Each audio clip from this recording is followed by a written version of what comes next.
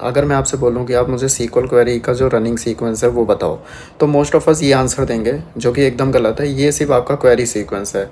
Actual में जो logical sequence है जिस सीक्वेंस में क्वेरी रन करती है वो ये है।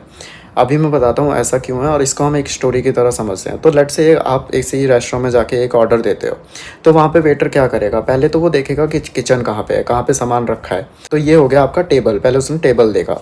उसके बाद वो देखेगा कि आपकी लिस्ट क्या है। तो लेट्स से आपने ग्रीन दाल, राजमा और रोटी ऑर्डर की है, तो यहाँ पे वो क्या करेगा, पहले तो ग्रीन दाल को दाल की कैटेगरी में देखेगा, राजमा को मे बी वेजीज़ की कैटेगरी में, और रोटी को आपकी चपाती की कैटेगरी में।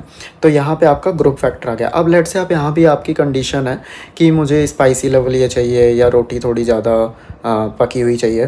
तो यहाँ पे आपका हैविंग आ गया, जहाँ आपने ग्रुप पे ही कंडीशन लगा दी है। तो वो ऐसे ग्रुप्स में देखेगा जहाँ पे आपकी कंडीशन मैट हो रही है। फाइनली वो आपके आइटम्स को पिक करेगा। यहाँ आता है सिलेक्ट, एंड फाइनली इसके बाद हमारे फ़िल्टरिंग लॉजिक्स आते हैं, जैसे कि आपको अब चाहिए कुछ डिस्टिंक्ट फंक्शन लगाने हैं, आपको चाहिए मुझे यही रोटी चाहिए और रिपीट ना हो, तो वो डिस्टिंक्ट लग गया। एंड इसके बाद फाइनली वो ऑर्डर आपके पास लेके जाएगा, किसी सीक्वेंस में लेके जाएगा। आपने कहा है कि पहले रोटी लाना या पहले दाल लाना, उस सीक्वेंस में। एंड फाइनली अगर आपने कुछ ऐसी लिमिट दी है कि मुझे मेरा बजट सिर्फ इतना है या मुझे सिर्फ 10 आइटम ही चाहिए, तो फाइनली लाता जाएगा जब तक वो लिमिट रीच ना हो जाए।